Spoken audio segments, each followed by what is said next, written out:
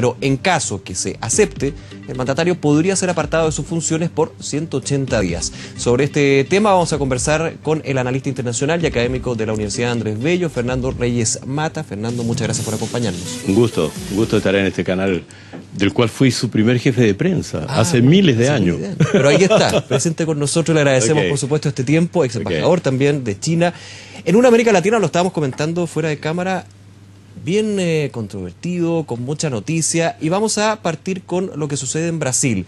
Tenemos al presidente que ocupa el puesto luego de la destitución de Dilma Rousseff, que podría nuevamente ser un presidente destituido, pero con una diferencia con Dilma Rousseff. Aquí hay un cargo por corrupción. Es el primer presidente en ejercicio que se le entregan cargos por corrupción pasiva. ¿Cuál es el análisis que hace usted, a grosso modo, de esta primera señal de la Fiscalía, que es bien fuerte? Yo creo que la señal de la Fiscalía representa todo un estado de ánimo que existe hoy día en Brasil. La idea de ir destapando las ollas de muchas cosas y una sociedad política que ha estado muy cruzada por la corrupción. Porque ha habido ciertas prácticas en el pasado, muchos partidos políticos en el Congreso, entonces para obtener el voto de uno, de otro, en relación con distintos proyectos. Y esto no solo con este gobierno, ni solo con el gobierno de Lula, también antes. Claro, la situación que se ha mantenido ya durante muchos años. Sí, mi voto, pero usted me da una radio allá y cosas así, un poco en una práctica que ha derivado en consecuencia en efectos mucho más profundos. Claro, una práctica que ya llega a el escalafón máximo del Poder Ejecutivo en Brasil. Entonces ahora, ¿qué es lo que estamos viendo? Mire, yo creo francamente que esto no va a prosperar. Eso para decirlo ¿No ve que esta denuncia llegue a la Corte Suprema y sea aceptada, digamos? Yo creo que va a pasar van a darse algunos pasos. De hecho, lo que en este momento tenemos es que el fiscal general, ¿cierto?, ha presentado ante el Tribunal Supremo del Federal los temas por los cuales dice, aquí están todos los factores por los cuales presento la acusación. Pero además por un delito común, esa es la diferencia además. Porque a Dilma fue una acusación ligada a una conducta política. Claro, maquillaje de cifras, de cuentas, de cifras. No, aquí es concreto. Aquí hay una grabación de la cual se puede implicar que hay una vinculación directa del presidente, aceptando que haya una operación allí de corrupción y de paso de dinero para pagar a la voz. Para poner contexto a los que no saben, este video muestra un asesor de Michel Temer que acepta un maletín con dinero de la empresa JBS, que es la mayor procesadora de carne frigorífico del mundo. ¿Y de dónde salieron los datos con los cuales ahora se está acusando? Precisamente de JBS. O sea, el presidente de JBS, el señor Batista, bueno, este hombre, enfrentado también a los tribunales, habla, dice ciertos elementos para bajar su pena. Destapa la olla. Destapa la olla. Y en consecuencia eso toca directamente al actual presidente. Ahora bien, si el Tribunal Federal Supremo acepta, tiene que enviarlo a la Cámara de Diputados. Allí, para que pueda darse la acusación y entrar el proceso en marcha, se necesita por lo menos de una cantidad de votos que son 300 y tantos. Pero lo más importante, yo creo, es la cifra al revés. Es cuántos votos necesita Temer para contener el proceso. 170. Para anular, digamos. Para anular y en consecuencia el juicio político se cierra y se acaba la historia. Bueno, en ese contexto, claro, los 172 votos todavía más o menos los tiene. Por una razón. Porque muchos de los diputados no quieren que se destapen más ollas, porque de una u otra manera también están involucrados en todas las situaciones. Usted dice que de alguna manera esta bola de nieve va salpicando al resto, y también es muy relevante eso, Fernando, porque se ha dicho desde el análisis experto en lo que sucede en Brasil. Usted decía, hay un tema histórico, que de alguna manera ya llega al punto máximo. Así es. Pero evidentemente cuando uno dice, ¿quién va a liderar Brasil? Está el Poder Ejecutivo totalmente ensuciado, está también el Poder Legislativo, y queda el Poder Judicial, que es de alguna manera el que representa más el sentir ciudadano, pero evidentemente no puede llevar las riendas de ese país. Yo entiendo también que hay muchos que dirían, bueno, no lleguemos al juicio político con Michel Temer porque tiene una fecha de caducidad, este gobierno, evidentemente es lo que falta para llegar a nuevas elecciones y ahí ver quién podría reemplazar, siendo que no hay todavía un candidato que esté fuera de todo este establishment. De todo establishment. Claro, está el propio caso de Lula, si la elección fuera hoy. Que también muchos dicen que podría ser Lula, pero Lula también está cuestionado, tiene juicio de por medio, o sea, hay complejidades también ahí involucradas para él. Mira, yo creo que lo más fuerte que está pasando en este momento es que el expresidente, que tiene un gran prestigio en el mundo y todo, Fernando Henrique Cardoso, le ha dicho al presidente Temer, renuncie, entregue el cargo. porque haga un gran gesto digno para el futuro de Brasil y convoque a elecciones ya. Eso es muy impresionante, a mi juicio, porque estamos hablando del partido que todavía lo sostiene, el Partido Socialdemócrata Brasileño. Son sus mismos socios, digamos. Son sus socios todavía, a pesar que hay divisiones internas. Fíjate, un hecho interesante. Ayer cuando habla Temer con la bandera brasileña atrás, desde su lugar, su podio oficial. Una puesta en escena. Entonces tiene toda una puesta en escena donde hay varios diputados que aplauden, qué sé yo. Pero no estaba ni el presidente de la Cámara ni el presidente del Senado.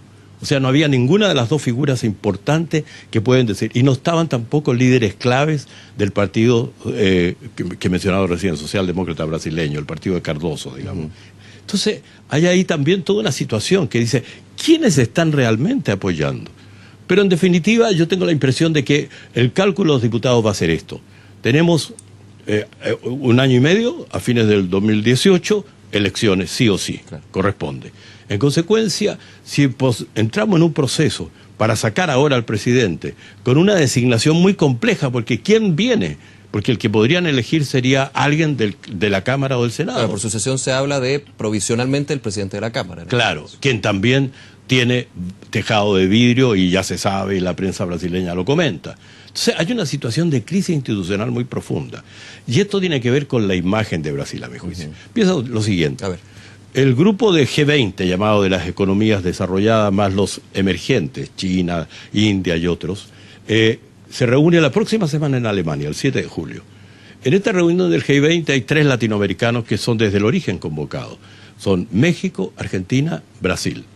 ¿Con qué cara llega Brasil a esa reunión? Llega con un presidente que tiene una denuncia del Poder Judicial, de la Fiscalía en este caso, exacto, de corrupción. Entonces estamos hablando de un presidente que es la 9ª economía del mundo, de cualquier manera. Pese a que está en un periodo de recesión. Está con un periodo de recesión, pero toda la producción, la fuerza de brasileña, etcétera, es la 9ª economía del mundo. Por eso está convocado a aquella reunión desde que se formó el G20 ya hace 10 años casi.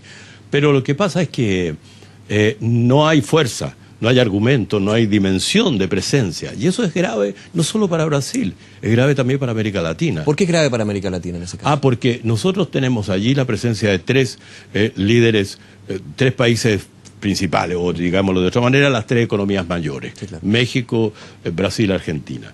Pues bien, si tenemos una crisis con este socio mayor, que además es miembro del Mercosur, que tiene todas estas otras condiciones, nosotros tenemos que entrar en diálogo como región con otras regiones del mundo. O sea, ¿cómo habla América Latina con China? ¿Cómo habla América Latina con la Unión Europea? Cuando tiene estos factores de desequilibrios y crisis. Menos mal que están pasando otras cosas positivas, como el de Colombia ahora, donde se están entregando las armas, claro, y mañana hay toda esta ceremonia. En fin, tenemos algunas cosas también. Pero se ha hablado, en ese caso, Fernando, de una América Latina que muestra desorden de hace bastante tiempo. Sí. Es decir, esta relación con los organismos internacionales, con la relación comercial que se afianza con China, sí, incluyendo otro tema que lo conversábamos fuera de cámara, el TPP. Sí. Con la salida de Estados Unidos del TPP, la relación con Asia-Pacífico, uno entiende, va a ser bastante más potente. Y ahí China puede ver un vecindario de América Latina que no es primera vez que lo ve tan desordenado.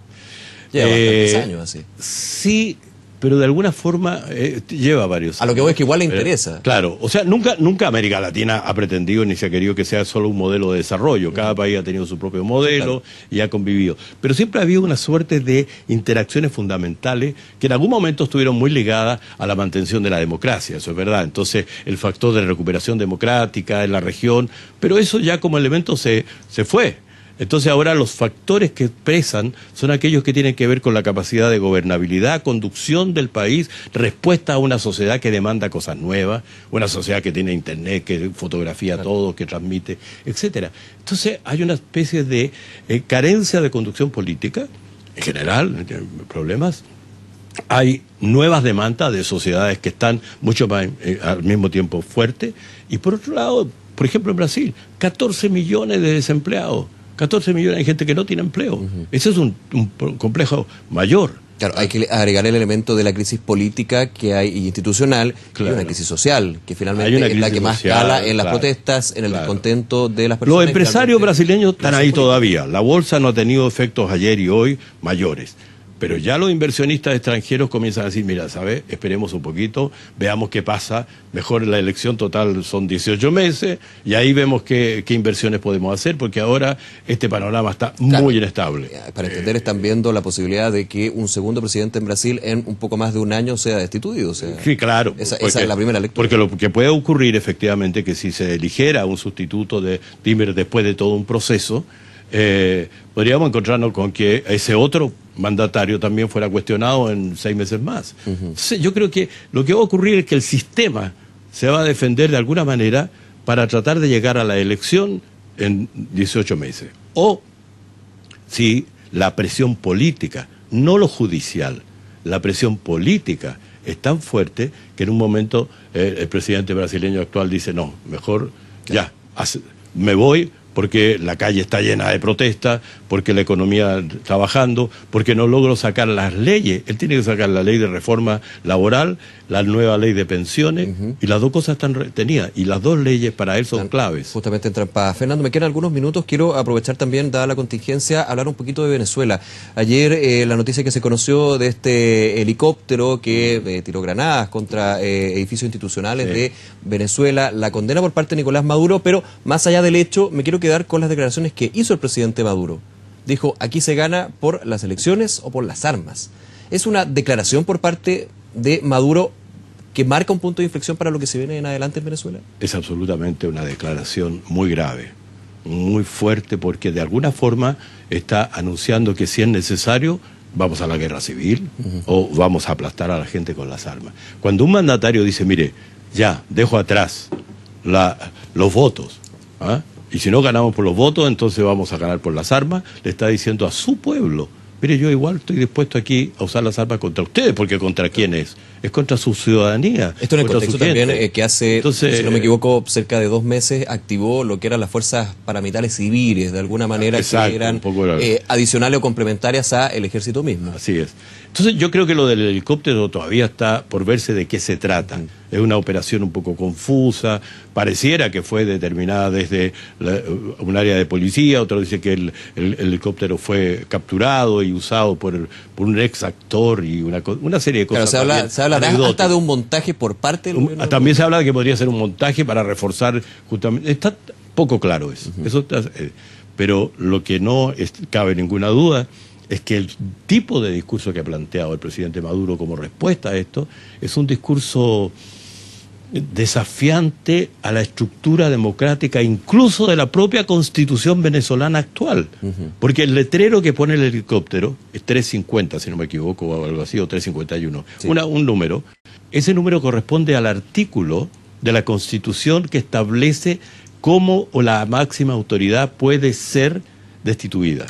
Entonces lo que está diciendo ese número es apliquemos ese artículo. De tal modo que es una operación con una cierta publicidad que tal vez no es fácil de leer de afuera, pero que la sociedad venezolana inmediatamente que veía aquello lo entendía. Podríamos pensar, y obviamente falta los antecedentes para determinar de qué se trata este asunto del helicóptero, que hay una motivación política cuando se llama a lo que es invocar un artículo de la Constitución venezolana. Ahora, lo de Venezuela tiene un problema para América Latina y el resto. Cuando una región no es capaz de solucionar el problema que tiene al interior de ella, eso pasó en la vieja Yugoslavia, bueno, llegan otros de afuera a buscarle cómo le solucionamos el tema. ¿Qué ocurriría si en un momento esta convocatoria de Maduro termina por una confrontación armada? Y entonces tenemos una oposición que tiene que recurrir también a armamento, a buscar. Entramos en una situación que suponíamos superada, que se vivió en la América Central en los años 80. Porque también se vivió en América Latina. Y en América Latina de alguna forma. Pero muy fuerte fue en América Central a fines de los 70, en El Salvador, en Guatemala, en Nicaragua, etcétera. ¿Ah? Bueno, eso que pareciera ya superado está tan fuerte presente, a mi juicio, en el discurso de Maduro, que es una inquietud no solo por la situación. Entonces lo que ocurre, a mi juicio, es que América Latina, los organismos pertinentes tienen que moverse mucho más. Y tomo su punto, Fernando, en esa situación ya extrema, evidentemente estamos adelantándonos a los hechos, claro, pero viendo los escenarios que se van enmarcando en la crisis venezolana, cuando tiene que haber la intervención de un tercero. Usted dice, claro, en América han habido varios ejemplos, a nivel mundial también. En esta época, en 2017, ¿quiénes podrían ser esos terceros? cuando hay organizaciones internacionales, claro, cuando hay bloques, cuando hay también el interés por parte, por ejemplo, de los países con respecto al petróleo en Venezuela. Quiero ver los elementos que ahí se pueden dar. O sea, yo creo que esa es una situación que nadie quiere, en primer lugar, ¿no es cierto? Nadie quiere una confrontación por las armas dentro de la sociedad venezolana para ver cómo salen de esta crisis. Pero al mismo tiempo es necesaria mucho más fuerza. Fíjate que aquí el único que ha actuado de una manera tan fuerte es el secretario general de la OEA. Que incluso su última oferta fue impresionante. Es decir, bueno, estoy dispuesto a renunciar, a irme de mi cargo, si eso significa que a cambio en Venezuela se convoca a elecciones. Dado que él ha asumido esta característica de la figura predominante, confrontadora de lo que ocurre en Venezuela. Pero nosotros tenemos otro mecanismo, el CELAC, la Comunidad de Estados Latinoamericanos del Caribe, que es la institución, se supone, articuladora ¿de qué? De cooperación política. Ese es el mecanismo. No es solamente de cooperación económica. No lo es de cooperación económica. No, es un organismo de coordinación y cooperación política. Ese es exactamente su rol. Pues bien, este mecanismo no ha sido capaz de, en serio, realizar operaciones mayores y fuertes como para, con mayor fuerza política, entrar ahí y decir, a ver, un momento, esto hay que arreglarlo. Claro, el punto es que Venezuela en algunos casos ni siquiera pertenece a este tipo de organizaciones o bloques, y finalmente si pertenece, siempre es más bien díscolo de las decisiones, porque dice aquí las decisiones en Venezuela se toman por parte del gobierno venezolano, no de extranjeros. Es verdad que ha tenido una actitud, por algo ya no está en Mercosur, por ejemplo, ¿no es cierto? Pero con el caso de CELAC ha tenido una permanente búsqueda de participación, de presencia, y cuando no viene Maduro, viene la canciller o ahora el canciller.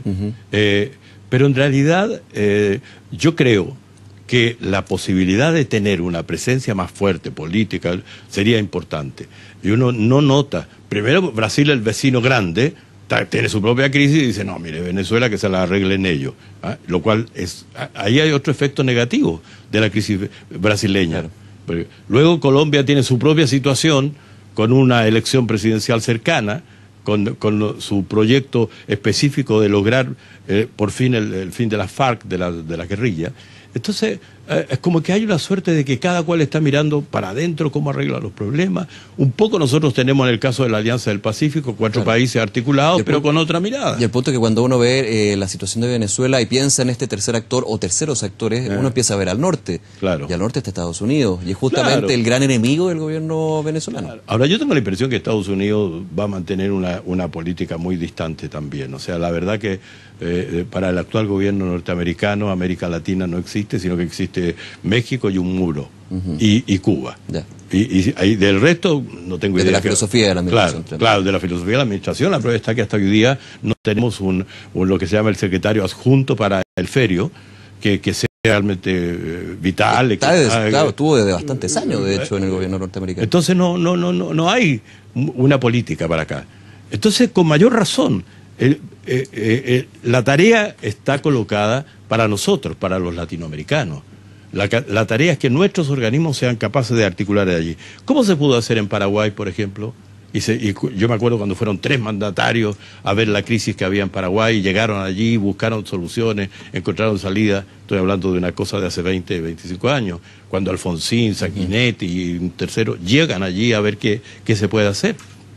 Eso, por ejemplo, fue una cosa concreta. Pero en ese tiempo podría estar la diferencia también, Fernando, de que usted dice, cada nación tiene sus propios problemas, sus propios asuntos. Para eso también se formaron estas organizaciones internacionales, para finalmente hacer reclamaciones, diferendos, entre otras, pero los mismos países, y que lleguen 3 presidentes a un lugar, uno vería bastante más complejo. Y en términos de lo que ha sido Venezuela también, es una actitud beligerante, también democrática en términos de que tiene un líder elegido democráticamente, que podrá gustarle uno o no, pero que finalmente es el que toma las decisiones. Claro, está elegido, no cabe duda que fue elegido, pero ese líder, por ejemplo, desconoce la otra elección, la elección de la Asamblea Nacional, a la cual, como los votos salieron en contra, y la Asamblea Nacional tiene más votos opositores que pro régimen actual, entonces sencillamente desconoce a la Asamblea. Con lo cual, en ese instante comienza el quiebre institucional democrático de Venezuela, que es lo que estamos arrastrando hasta ahora. Porque si no se hubiera producido esta dimensión de desconocer y tratar de eliminar, sofocar a la Asamblea Nacional, podríamos habernos encontrado con una situación venezolana más manejable de institucionalidades. Bien, Fernando Reyes, muchísimas gracias por esta conversación. 2 temas, Brasil, Venezuela también, que nos mantienen muy atentos, que dan noticia todas las jornadas, esperemos que sean... Este es un continente muy inquieto, así que... Un continente muy inquieto y se caracteriza por eso. Muchísimas gracias, un gusto tenerlo acá. Un gusto también. Que esté muy bien. Gracias. Bien, vamos a ir a otro tema en esta mañana. El Consejo de Defensa del Estado anunció que va